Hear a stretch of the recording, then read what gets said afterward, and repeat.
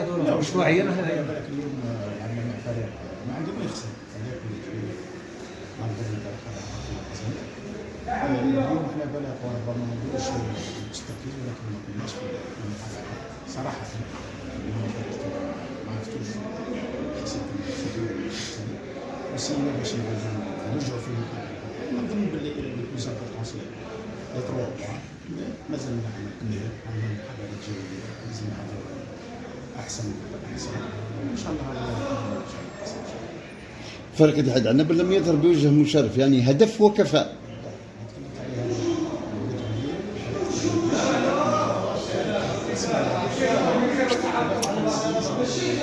كان ضعيف ولكن فريق تمارين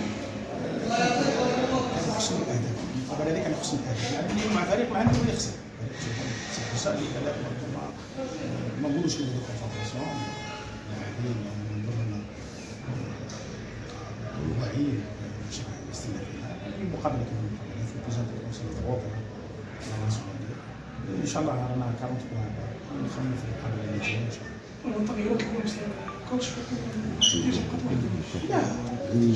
ربما كما بعض الناس كانت تشوف بلي هذه كره القدم اليوم احنا فريق تاعنا ضيع على الاخر في البريمير ميطون والدوزيام ميطون سيرنا باش لعبنا لاعبين ما نقولوش لاعبين اللي كانوا في الباك ولا ما لعبوش لا بالعكس اليوم عطينا لاعبين ما نقولوش عطينا فرصه ولكن هنا باش